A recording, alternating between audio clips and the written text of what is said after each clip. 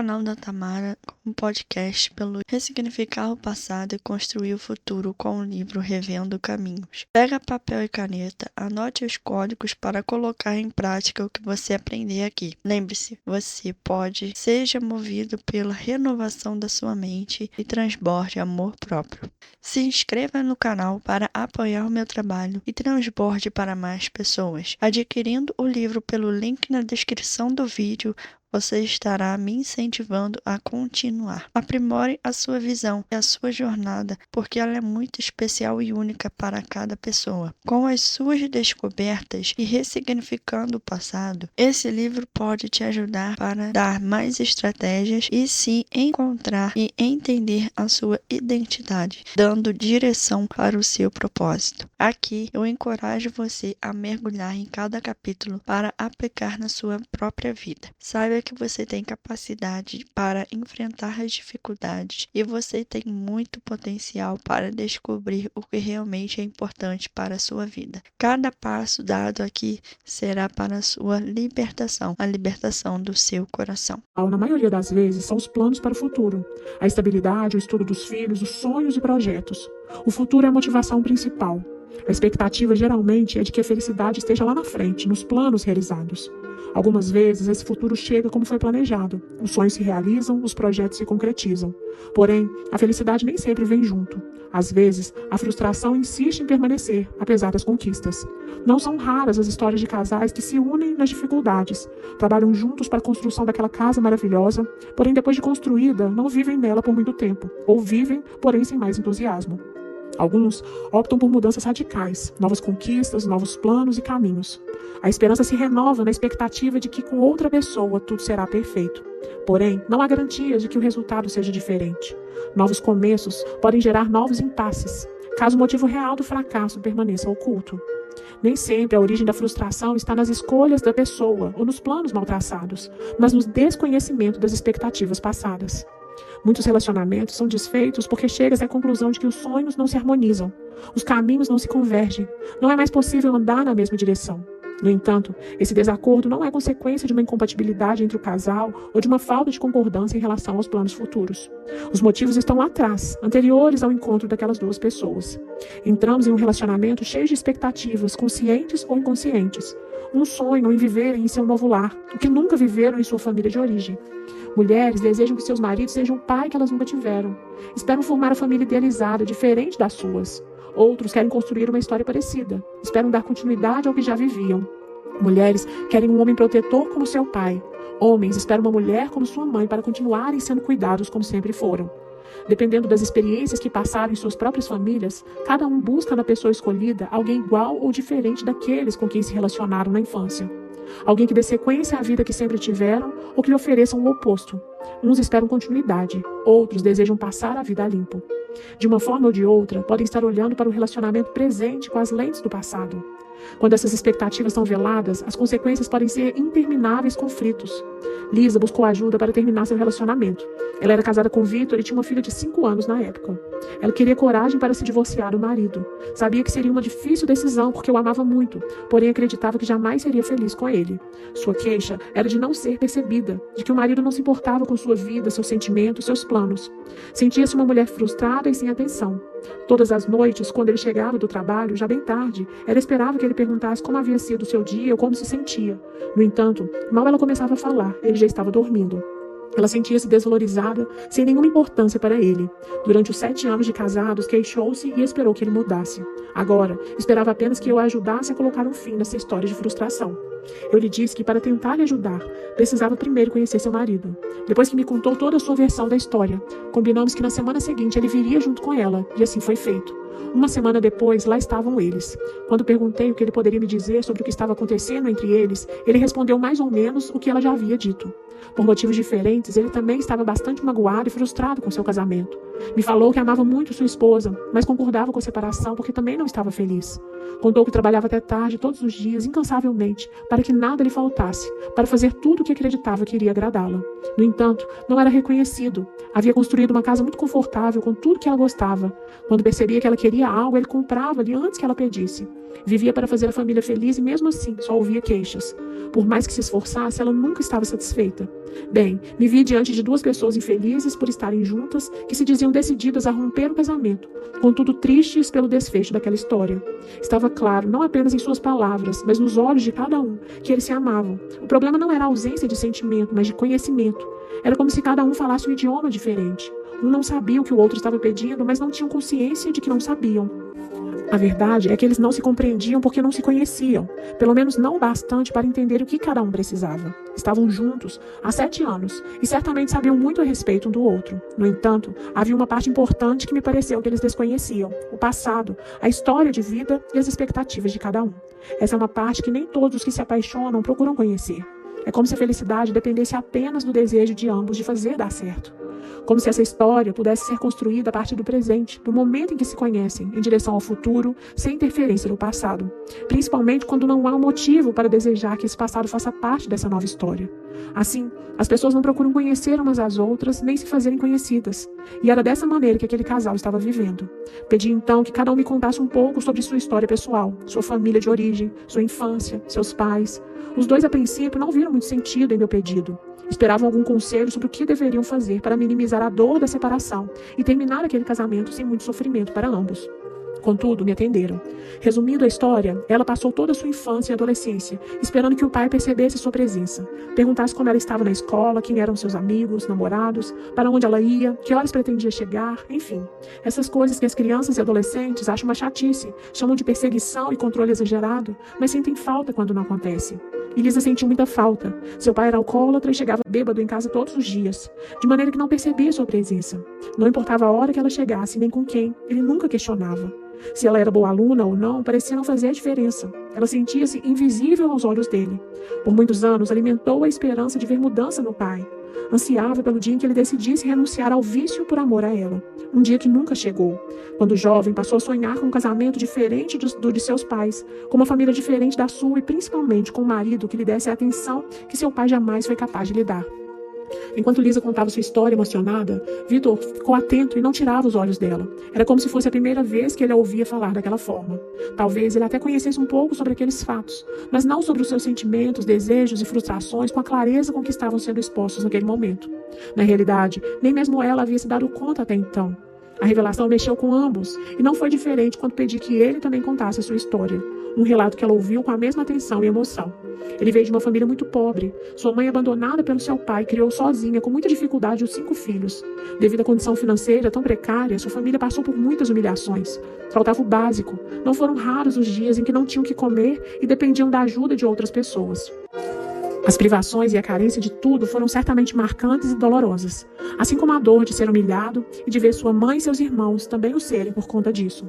Como ele era o primeiro dos irmãos, começou a trabalhar bem cedo, com 8 anos de idade, para ajudar a mãe. Não se lembra de ter tido infância. Depois que voltava da escola, deixava os cadernos em casa e ia para o mercadinho que ficava no final da rua, onde trabalhava até às 6 horas da tarde. Lá de dentro, ele podia ver as outras crianças passeando de bicicleta, jogando bola de gude e outras brincadeiras que certamente chamam a atenção de qualquer menino de sua idade. Porém, ele tinha outras prioridades. Mesmo tão novo, havia decidido trabalhar e se dedicar, não somente para ajudar a sua mãe a criar seus irmãos, mas para que a família que ele um dia viesse a construir jamais passasse por privações ou humilhações. Até onde ele podia perceber, seus objetivos estavam sendo alcançados. Era um excelente profissional, dono do próprio negócio, e dedicava todo o seu tempo a dar o melhor para sua mulher e sua filha, além de continuar ajudando a sua mãe. Era dessa forma que ele sentia estar protegendo-as de privações e humilhações.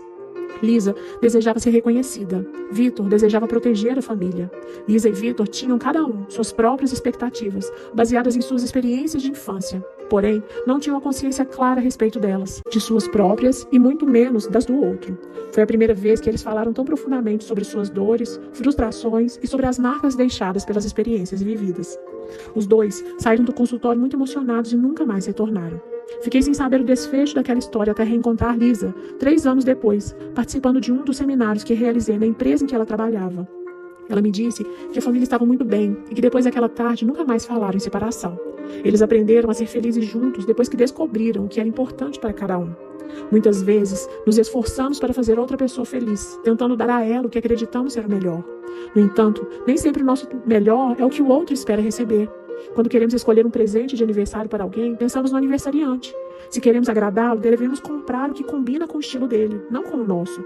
E quanto mais o conhecemos, mais chance temos de acertar no presente.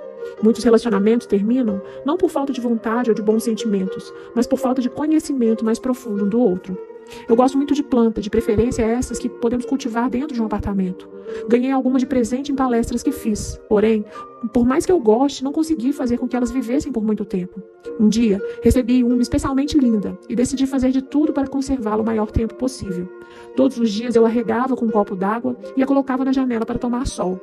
Minha dedicação me levava a crer que estava fazendo o melhor por ela e que por isso ela viveria por muito tempo. Mas me enganei. Com uma semana ela já estava morta. Fiquei frustrada. Liguei para a amiga que havia me presenteado contando o que houve. Perguntei o que ela achava que eu havia feito de errado. Ela disse que eu fui muito dedicada, porém meus cuidados foram indevidos. Com todo o meu carinho, eu havia matado a plantinha afogada. Aquela espécie só gostava de água uma vez por semana. Eu estava realmente decidida a cuidar dela. Meu erro foi não procurar saber o que ela precisava, de como ela gostaria de ser cuidada.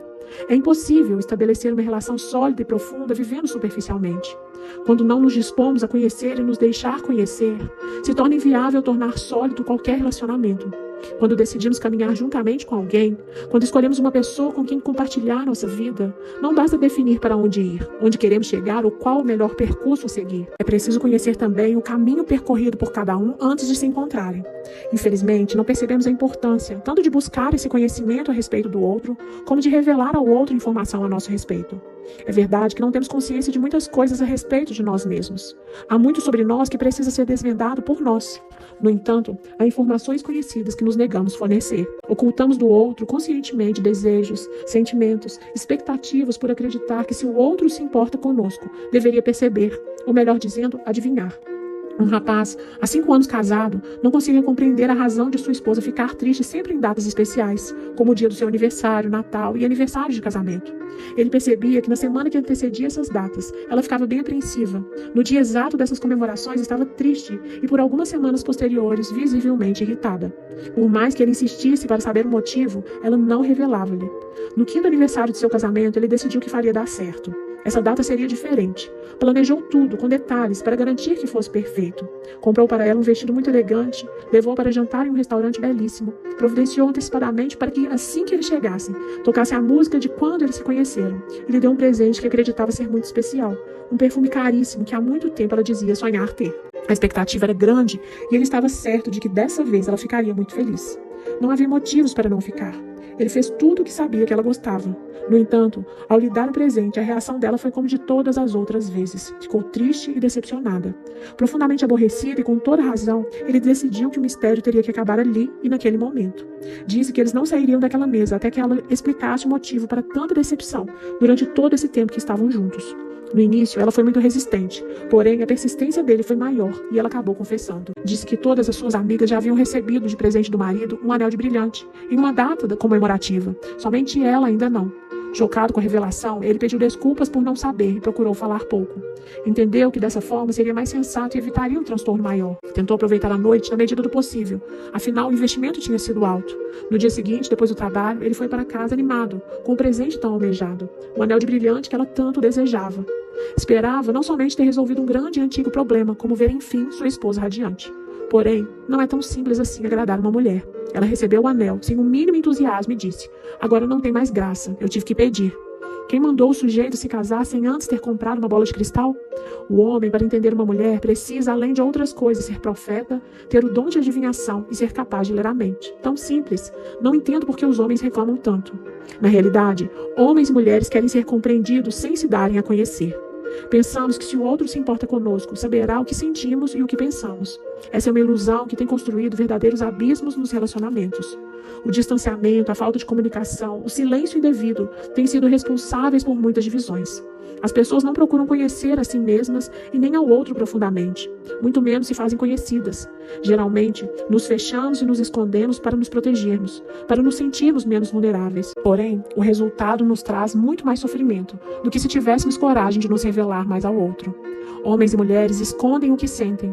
Não constroem o hábito de exporem os sentimentos, revelarem seus desconfortos, falarem do que os incomoda à medida que as situações acontecem. Guardam opiniões, escondem frustrações até não poderem mais suportar. Muitas pessoas têm explosões de raiva por motivos aparentemente pequenos, porque já vêm suportando suas insatisfações, calados, por muito tempo, até chegarem ao limite. Se aborrecem com o comportamento do outro, mas não revelam. Acumulam em silêncio uma raiva hoje, outra amanhã, até que se torne uma grande mágoa, uma profunda decepção. Negam a si e ao outro a oportunidade de entendimento e de conserto. O insatisfeito silencioso acha que o outro deveria saber que está agindo errado, por isso não diz nada. Sente-se ferido e entende que o outro deveria saber que o feriu. Quando seu limite é ultrapassado e o tanque de raiva transborda, a explosão é certa.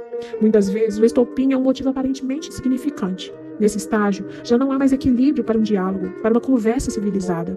Os dois se armam para o ataque e defesa. As palavras agora não são utilizadas para estabelecer uma conexão, mas para ferir. Enquanto um está falando, o outro está pensando no melhor argumento para derrubar o primeiro. Não é uma conversa, e sim uma batalha.